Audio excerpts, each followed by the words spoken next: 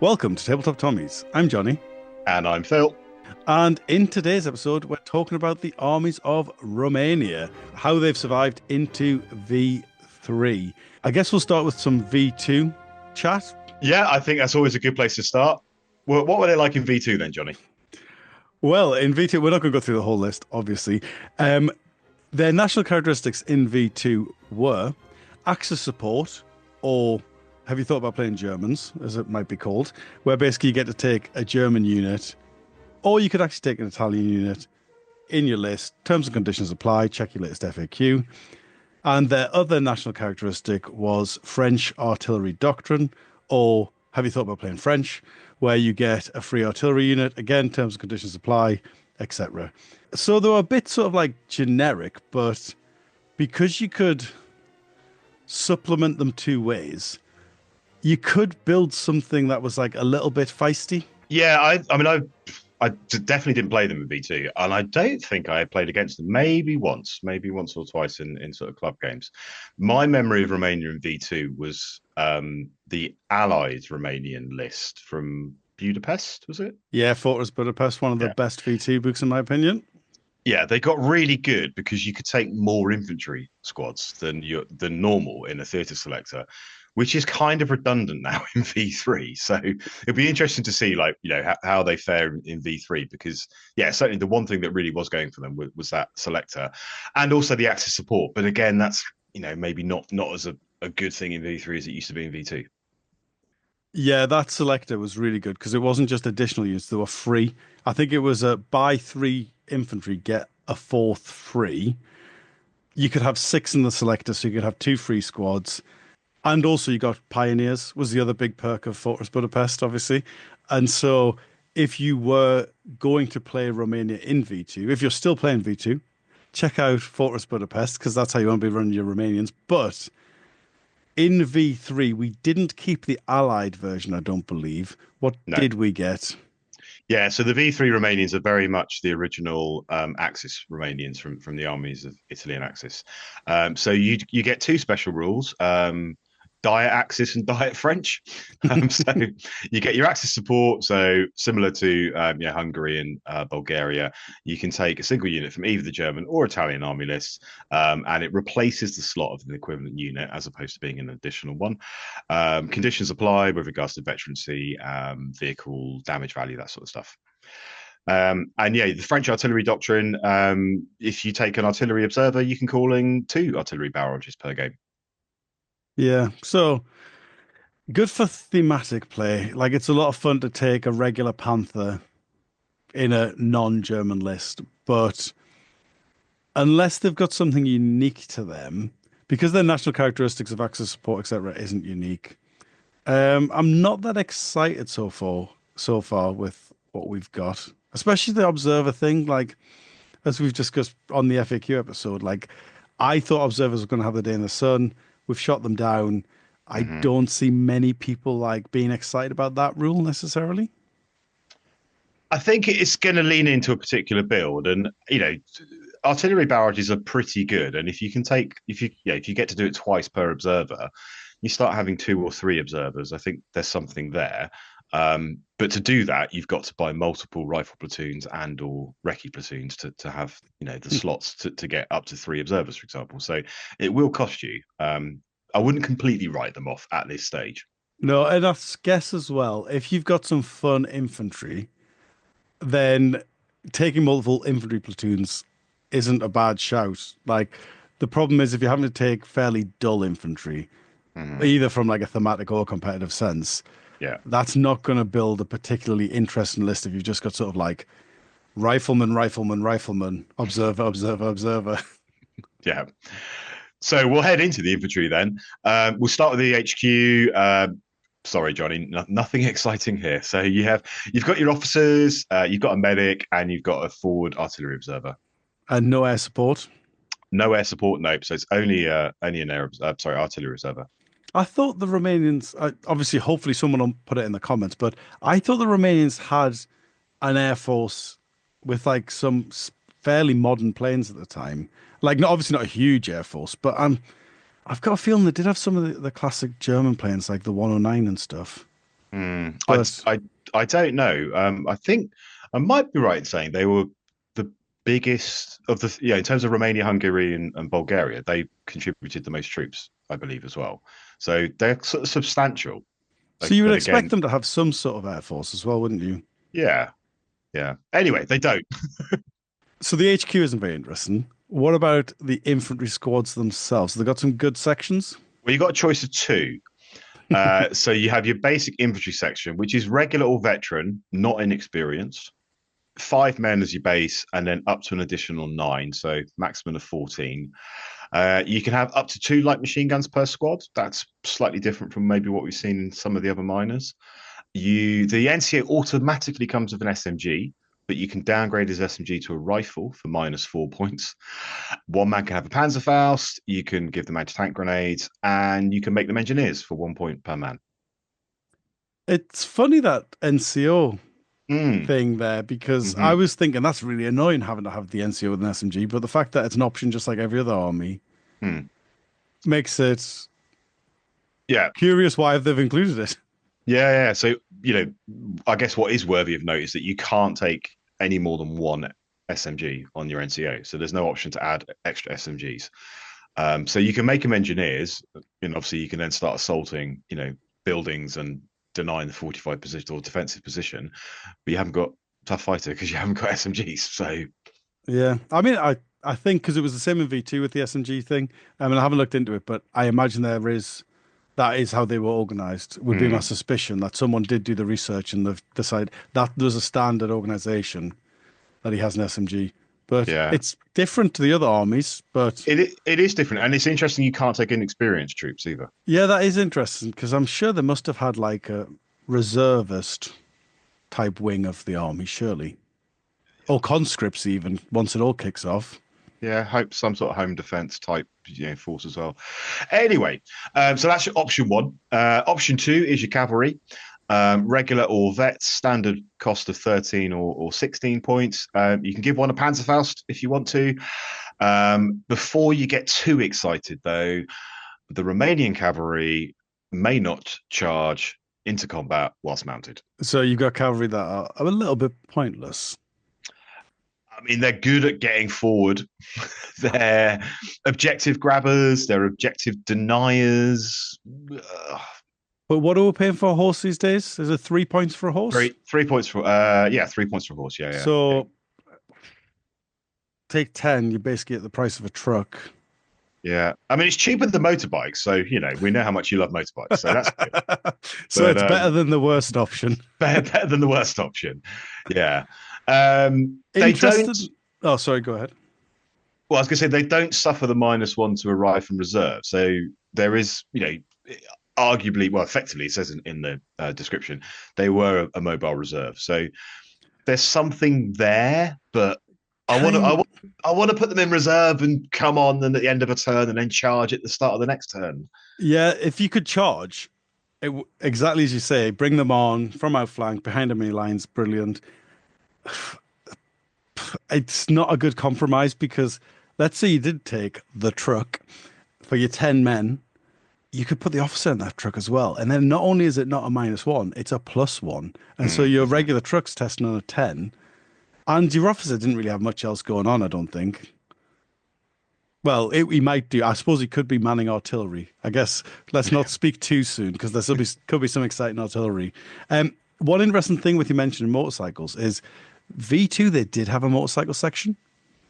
Okay. And was that in the original Armies of Italy and Axis? Yeah, Armies of Italy and Axis. I mean, it was as pointless as ever. It was like, what are we paying? Oh, sorry, I take that back. I misread it.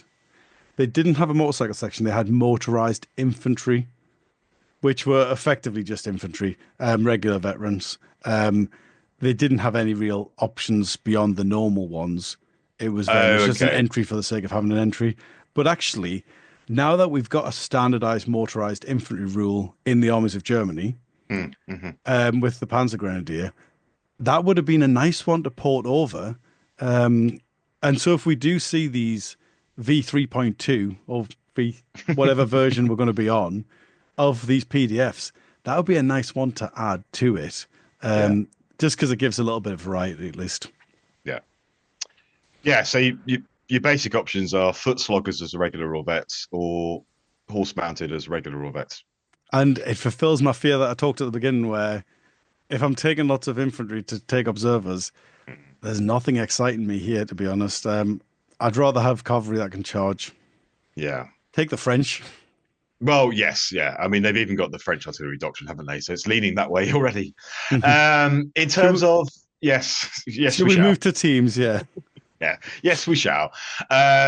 Mortar team, light or medium or heavy. That's you don't always get heavy mortars, so okay, that's something.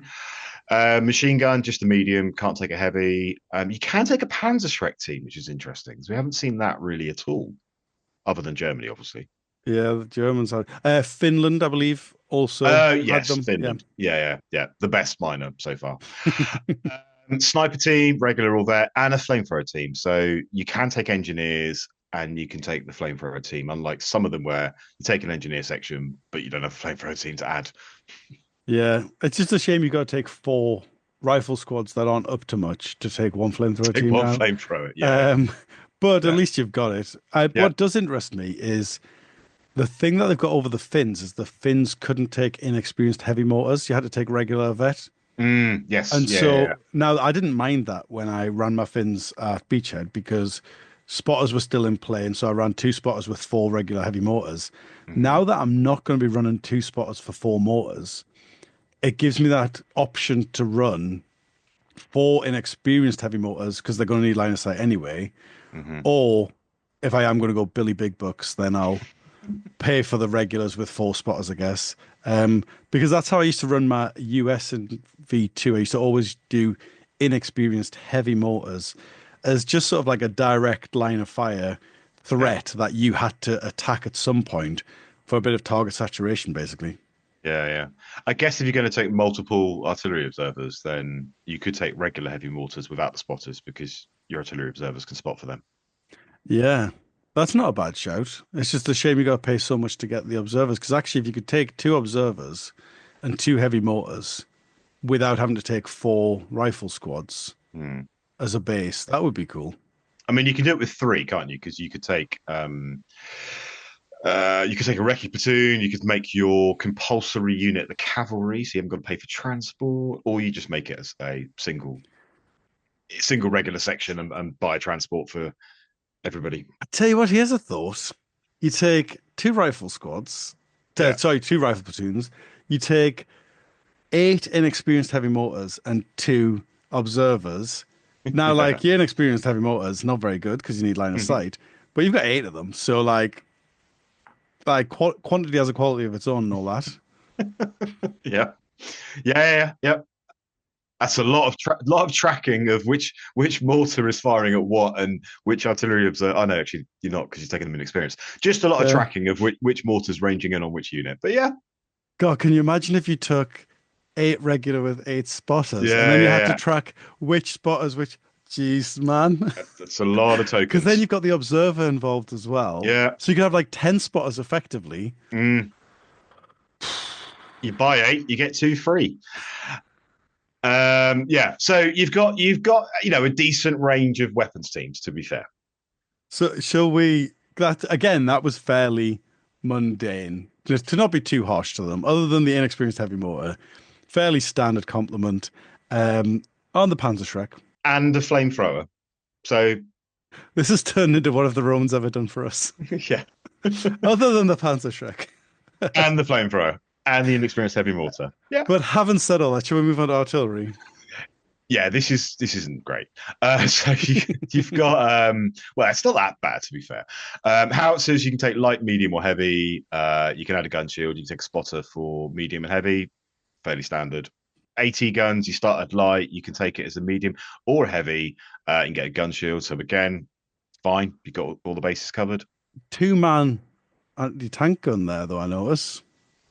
It's Yes. usually a 3-man, isn't it? And we highlighted that in one of the earlier ones that they only had a 2-man. I think Mm, Partisans French and Romanians have a 2-man team, and the other miners get a 3-man, if memory serves. yeah. Because I think in Partisans we noted it, and someone put in the Yeah, we did. comments that We did. French Yeah. also have a 2-man. Yeah, yeah. Okay, yeah, no, fair But enough. I guess French artillery doctrine. French weapons, French number of crew. There we go.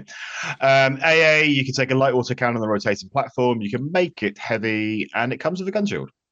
So actually, the artillery support is fine. It's got everything you want. Yeah, it's so far this army has been like as expected. Do you know what I mean? Like, other than the national characteristics being fewer in number and blander, potentially Mhm. even than the other miners, the rest of the force has been sort of like what you expected to be there. Yeah, And yeah. so I'd agree with that. you've got what you need, but nothing exciting, No potentially. vehicles.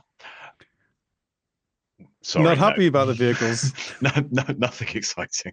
You've Oh got two. no. You've got two. You've got a Renault R35, so 110 points regular, turret mounted, low velocity, and light anti tank gun. One forward facing, hull mounted medium machine gun. It's got one man turret. It's got slow. It is armored all round, which is quite nice. But it is a low velocity light anti tank gun. It's acceptable. Yeah. Like, I think we've said this every time this vehicle comes up, which is quite a lot of times, to be fair. Mm, We've said, like, it's fine.